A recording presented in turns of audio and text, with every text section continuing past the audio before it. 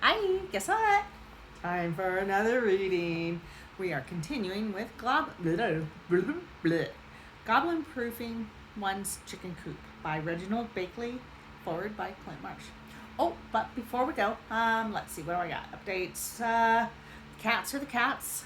The boys are awesome. They're assholes. They're cats. Um, Josephine's doing great.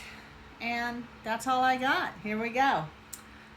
The second site, smallholder, standard livestock, Sealy livestock, Keener's tail, a proper pasture, appropriate housing, allies and upkeep, generosity and its rewards. Yeah, here we go. So, any number of resources exist for the industrious person who wishes to take the idea of a kitchen garden or family veg patch a step further, and, with the addition of a few pigs or one or more cows, establish a proper personal farm or small holding. What is not so common on a small farmer's bookshelf is a practical guide for successfully incorporating animal members of the fairy kingdom into such a scheme. Intrepid second sight smallholders may consider this essay the remedial text. If you have not just thrown this book across the room, but hold it yet in quavering hands, I commend you. If you have recently returned to it following an anguished bout of confusion and several restorative nips of whiskey, I understand. For me to put forth instruction not in beating back the Fae, but in embracing them as an integral part of the barnyard must look like an admission of defeat. It is not, and I shall open your eyes as to why. Anyone with proper tools and knowledge, a modicum of courage, and a love of labor rewarded can incorporate fairy livestock into an established small holding without harm to existing productivity. In my experience, I have come to realize that the primary distinction between standard and Sealy livestock rearing is mainly a simple matter of scale. Done correctly, in fact, the additions can even bolster your farm's worth, with tiny fake cattle grazing upon pastures too small for standard livestock to reach. Of course, there is a matter of procuring fairy livestock, which is nearly always unavailable commercially, even from your county's rare breed supplier. Opportunities must be looked for and seized. A lesson in doing just this can be learned from the story of Howard Kerner of Northumberland, who, after an exuberant evening at the Beresford Arms one Midsummer's Eve, took a torch from the village green's bonfire to light the path on his moonless walk home. He soon found himself approaching another light on the road, a faint green glow, and realized that he was on the trail of a slow-moving herd of eerie fairy cattle. Although he was surprised to see the cows, each of them no larger than a child's toy, and their ghostly Lilliputian herdsmen, the young Keener had enough sense to fall back a bit and follow them on their route to their fairy trunk. It were like 100 lights were shining out that hillside, Kerner later reported, describing open doorways to the herd's home beneath the mound. As the herdsmen led the cattle through one of the lit portals, the brave Keener neatly wedged another open with a nearby stone. Pacing back to the herd's doorway, he struck his smoldering torch in after them, then returned quickly to hold the door. Kerner stripped off his shirt to use it as a net and was soon able to gather up 7 of the miniature fairy cattle before fleeing the hill, itself belching smoke, and the angry shouts of the spectral herdsman ringing in his ears. That's one way to piss off a fairy. A fit man, Kerner outran the wrathful fairy and made it home with the tiny livestock, depositing them in a copper tub and pouring a ring of salt around it, thereby forming a mystic barrier over which no fae, be they herdsman or heifer, could cross. It was a trick he'd heard his grandmother mention.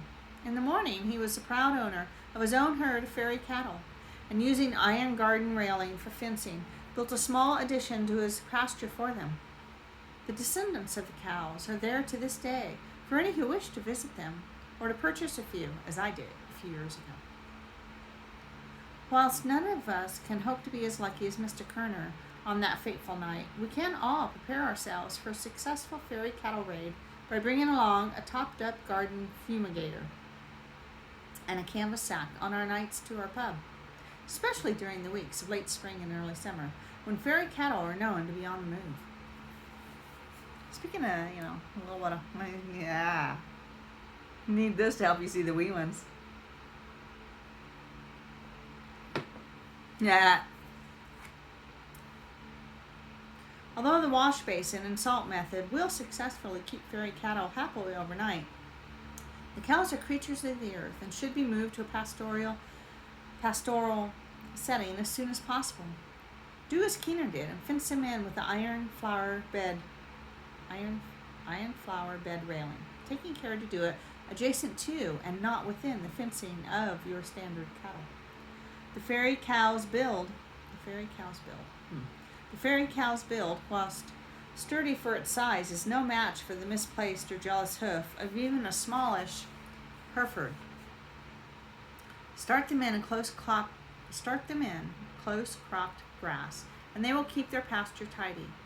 In grass taller than a few inches, the fairy cattle have a tendency to become disorientated and overwhelmed, and such stress is unhealthy for them. A saucerful of water each morning is enough to keep a half a dozen such cows sated and satisfied. To prevent the loss of your cattle to the late night counter raid of the understandably cross fairy herdsmen, all fairy cows, bulls, and calves must be secured inside appropriate shelter before sundown each day. Here, as in other aspects, is revealed the delicious thrift of the second sight small holding. Does your village have a toy shop? The proprietor will be able to supply you with a doll's house version of a cattle barn at a significant savings compared to the cost of one for standard cattle. Explain to him your requirements, the size of your herd, and the necessary height for the interior stalls, the crucial need for walls and a roof which can keep out the elements, and a barn door fitted with a stout lock. I have found the reasonable and scrupulous toymongers will sooner or later be able to find a fully accoutered barn for fairy cattle, although it can take some thorough description up front on the part of the second sight smallholder. Once you've shown your dedication to fairy farming with the purchase of the barn, the toy merchant, full of inspiration at being a co-conspirator in your success, will soon be calling you with suggestions for other little outbuildings and implements, not the other way around. Just as the traditional farmer needs to pay constant attention to his cows, the second sight smallholder must care for his fairy cattle with daily minding. Milking is a delicate process. It must be carried out in dawn's first silvery hour before the herd commences its grazing. Happy is he who, lying prone in the mud before his converted dollhouse, begins his day in service to himself and his kind.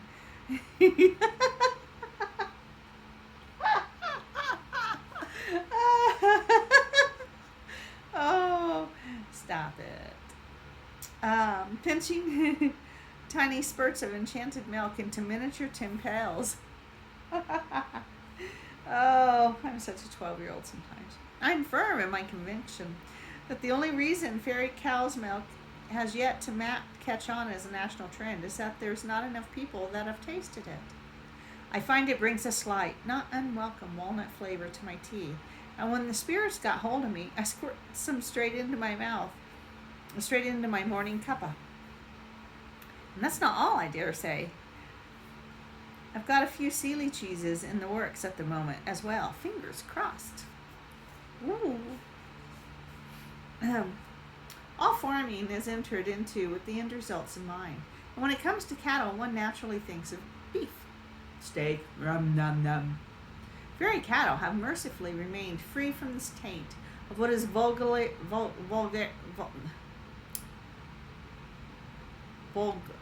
I can't say the damn word, vulgarly, yeah, whatever, known as mad cow disease. Although anyone who imagines they can traipse God, into the business of filling freezers with prime cuts of Sealy beef will want to weigh the benefits and pitfalls of such an undertaking. It is really up to each second sight smallholder to decide whether or not to go to the trouble of butchery and all it entails on such a small scale. I've tried my hand at it and found that although it is rewarding as an exercise for extracting full benefit and use from your fairy cattle, especially once they are too old to produce calves and milk, one doesn't get an awful lot of meat from each cow. Given the newer, more restrictive laws regarding livestock slaughter, the process is a do-it-yourself one, for better or for worse. If you do decide to go through with it, I suggest you propose a summit involving yourself, the toy merchant, and the most sympathetic butcher you'll be able to find. Inquiries at the local meat counters regarding such a project will, I have found, weed out any unfit candidates for the job. Yeah, I bet. A successful bit of butchery in a tiny abattoir built by a toy monger will yield you and your allies a handful of the most mouth-watering beef you may ever taste.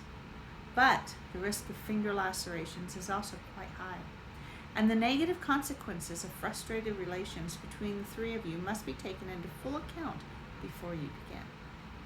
Yeah. If there's one last thing I could encourage you to do apart from activities outlined above, it would be to share some of your largesse with your neighbors and friends. Now that the word is out about the nutty milk from my fairy dairy, as the villagers call it, I get no end of requests for the stuff. Be generous, and you shall see your generosity returned. The life of the second sight smallholder isn't all rhubarb and roses. And on those cold mornings when the milk won't come, or in the black of the night when your fairy cows are suffering from scours. I don't know what scours.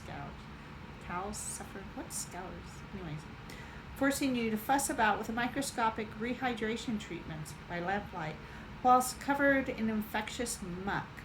It's worth reminding yourself that we're all in this together. Da da da! That's it for tonight. Bye-bye.